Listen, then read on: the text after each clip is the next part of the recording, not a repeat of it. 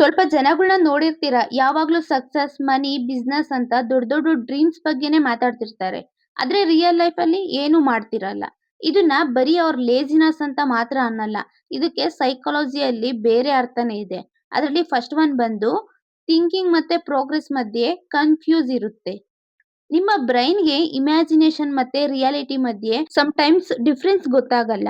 ನೀವು future ಸಕ್ಸಸ್‌ನ image ಮಾಡಿದಾಗ ಅಂದ್ರೆ ಇವಾಗ ದೊಡ್ಡ ಬಿಸಿನೆಸ್ಸು, ಸಕ್ಸಸ್ಸು, ಮನೆ, ಲಕ್ಸುರಿ ಕಾರ್ ಈ ತರ ನೀವು ಇಮೇಜ್ ಮಾಡ್ಕೊಂಡಾಗ ನಿಮ್ಮ ಬ್ರೈನಲ್ಲಿ ಒಂದು ತರದ ಡೋಪಮೈನ್ ರಿಲೀಸ್ ಆಗುತ್ತೆ.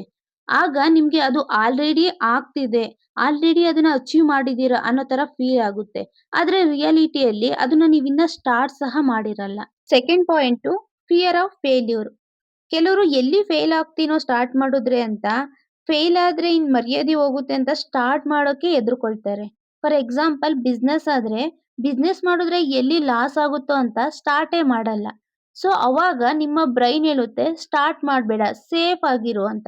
ಇದರಿಂದ ನಿಮ್ಗೆ ಯಾವುದೇ ಸಕ್ಸಸ್ ಬರಲ್ಲ. ಟೈಮ್ ಮಾತ್ರ ಹೋಗ್ತಾನೆ ಇರುತ್ತೆ. ಡ್ರೀಮ್ಸ್ ಮಾತ್ರ ಎಲ್ಲಿರುತ್ತೋ ಅಲ್ಲೇ ಇರುತ್ತೆ. ಯಾವುದೇ ಸಕ್ಸಸ್ ಇರಲ್ಲ, ಯಾವುದೇ ಡಿಫರೆನ್ಸ್ ಇರೋದಿಲ್ಲ. ನೆನ್ಪಿರ್ಲಿ, ಟೆಂಪರವರಿ ಫೇಲ್ಯೂರೇ ಪರ್ಮನೆಂಟ್ ರಿಗ್ರೆಟ್‌ಗಿಂತ ಬೆಟರ್ ಇರುತ್ತೆ. ಥರ್ಡ್ ಪಾಯಿಂಟು ಪರ್ಫೆಕ್ಷನ್‌ಗೋಸ್ಕರ ವೆಯ್ಟ್ ಮಾಡೋದು. ಕೆಲವರು ಪರ್ಫೆಕ್ಟ್ ಟೈಮ್‌ಗೋಸ್ಕರ ವೆಯ್ಟ್ ಮಾಡ್ತಿರ್ತಾರೆ. ಆದ್ರೆ ಆ ಪರ್ಫೆಕ್ಟ್ ಟೈಮು ಲೈಫಲ್ಲಿ ಬರೋದೇ ಇಲ್ಲ.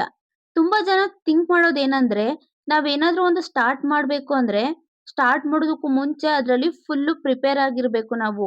ಫುಲ್ಲು ರೆಡಿ ಆಗಿರ್ಬೇಕು ಅಂತ.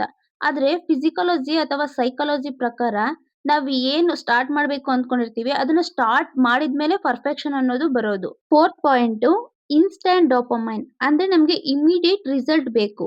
ಈ ಮಾಡರ್ನ್ ಡೇಸ್ ಅಲ್ಲಿ ದೊಡ್ಡ ಪ್ರಾಬ್ಲಮ್ ಏನಂದ್ರೆ, ನಮ್ಗೆ ಇನ್‌ಸ್ಟಾಂಟ್ ಎಂಟರ್‌ಟೈನ್‌ಮೆಂಟು, ಒಂದ್ ರೀಲು, ಒಂದ್ ಶಾರ್ಟ್, ಒಂದ್ ಎಪಿಸೋಡ್ ಅಂತ ಸ್ಕ್ರೋಲ್ ಮಾಡ್ಕೊಂಡು ಬ್ರೈನ್‌ಗೆ ಇಮ್ಮಿಡಿಯೇಟ್ ಹ್ಯಾಪಿನೆಸ್ ಕೊಡೋಂಥ ಕೆಲ್ಸನ ಮಾಡ್ತಿರ್ತಾರೆ.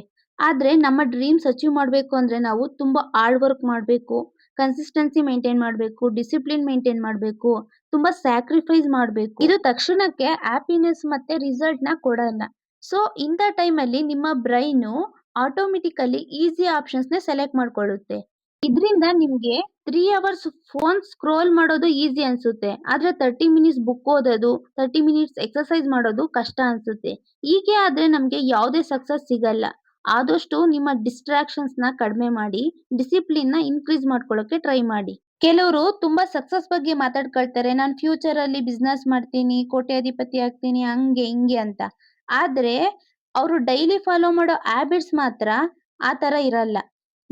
ಬೆಳಿಗ್ಗೆ ಲೇಟಾಗಿ ಎದ್ದೇಳೋದು, ಅವ್ರೇನ್ ಅಂದ್ಕೊಂಡಿರ್ತಾರೋ ಅದನ್ನ ಬಿಟ್ಟು ಸುಮ್ನೆ ಸ್ಕ್ರೋಲ್ ಮಾಡ್ಕೊಂಡು ಕೂತ್ಕೊಳ್ಳೋದು, ಕನ್ಸಿಸ್ಟೆನ್ಸಿ ಮೇಂಟೈನ್ ಮಾಡದೇ ಇರೋದು, ಲೈಫಲ್ಲಿ ಯಾವುದೇ ಆಕ್ಷನ್ಸ್ ತಗೊಳಲ್ಲ. ಬಟ್ ನಾನ್ ಅದಾಗ್ತೀನಿ, ಇದಾಗ್ತೀನಿ ಅಂತ ಹೇಳ್ತಿರ್ತಾರೆ. ಬರೀ ಹಿಂಗ್ ಹೇಳೋದ್ರಿಂದ ನಮ್ಮ ಲೈಫ್ ಚೇಂಜ್ ಆಗಲ್ಲ. ಅದಕ್ ಬೇಕಿರೋ ಹ್ಯಾಬಿಟ್ಸ್‌ನ ಬೆಳೆಸ್ಕೋಬೇಕು. ನೀವೇನಾದ್ರೂ ಸಪೋಸ್ ಇವಾಗ ಒಂದು ಒಳ್ಳೆ ರೈಟರ್ ಆಗ್ಬೇಕಂತಿದ್ರೆ, ನೀವು ಡೈಲಿ ರೈಟಿಂಗ್‌ನ ಪ್ರಾಕ್ಟೀಸ್ ಮಾಡ್ಬೇಕು. ಅಥವಾ ನೀವೇನಾದ್ರೂ ರಿಚ್ ಆಗ್ಬೇಕಂತಿದ್ರೆ, ಅದಕ್ ಬೇಕಿರೋ ಸ್ಕಿಲ್ಸ್‌ನ ಕಲ್ತು ಬಿಲ್ಡ್ ಮಾಡ್ಬೇಕು. ನಿಮ್ಮ ಡ್ರೀಮ್ಸ್, ನಿಮ್ಮ ಗೋಲ್ಸ್ ನಿಮ್ಗೆ ದಾರಿ ತೋರಿಸ್ಬೋದು. ಬಟ್ ಆಕ್ಷನ್ಸ್ ತಗೊಂಡ್ರೆ ಅಷ್ಟೇ ನಿಮ್ಮ ಡೆಸ್ಟಿನೇಷನ್‌ನ ರೀಚ್ ಆಗೋದು. ನೀವ್ ಅಂದ್ಕೊಂಡಿರೋ ಗೋಲ್‌ನ ಅಚೀವ್ ಮಾಡೋಕ್ಕಾಗೋದು. 1 ಇಯರ್ ಹಿಂದೆ ನೀವ್ ಹೇಗಿದ್ರಿ, ಈಗ ನೀವ್ ಹೇಗಿದ್ದೀರಾ ಅನ್ನೋದಕ್ಕೆ ಕಾರಣ ನಿಮ್ಮ ಆಕ್ಷನ್ಸ್ ಮತ್ತೆ ಡೈಲಿ ಹ್ಯಾಬಿಟ್ಸ್. ನೀವ್ ಇದೇ ತರ ಇಂಥ ಓಲ್ಡ್ ಹ್ಯಾಬಿಟ್ಸ್‌ನೇ ಫಾಲೋ ಮಾಡ್ಕೊಂಡಿದ್ರೆ, ನೆಕ್ಸ್ಟ್ 5 ಇಯರ್ಸ್, 10 ಇಯರ್ಸ್ ಬಿಟ್ರೂ ಸಹ ನಿಮ್ಮ ಲೈಫಲ್ಲಿ ಯಾವುದೇ ಸಕ್ಸಸ್, ಯಾವುದೇ ಅಚೀವ್‌ಮೆಂಟ್ಸ್ ಕೂಡ ಬರೋದಿಲ್ಲ. ಬರೀ ಹೇಳೋದ್ರಿಂದ ಏನೂ ಆಗೋದಿಲ್ಲ. ಅದಕ್ಕೆ ತಕ್ಕನಾಗಿರುವಂಥ ಆಕ್ಷನ್ಸ್‌ನ ತಗೋಬೇಕು. ಆವಾಗ್ಲೇ ನಮ್ಮ ಲೈಫಲ್ಲಿ ನಾವ್ ಅಂದ್ಕೊಂಡಿರೋದು ಆಗೋದು. ಸೊ ಈ ವಿಡಿಯೋ ನಿಮ್ಗೆ ಇಷ್ಟ ಆಗಿದ್ರೆ ಲೈಕ್, ಶೇರ್, ಸಬ್ಸ್ಕ್ರೈಬ್ ಮಾಡೋದನ್ನ ಮರಿಬೇಡಿ. Thank you for watching.